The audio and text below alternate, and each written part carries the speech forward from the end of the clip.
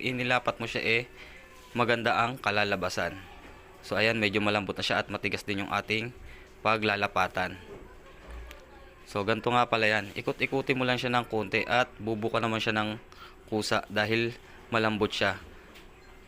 So ayan, basta dulo lang ang iinitin nyo kasi pag medyo napalambot nyo rin yung bandang baba, makukuping na siya at hindi na maganda ang kalalabasan.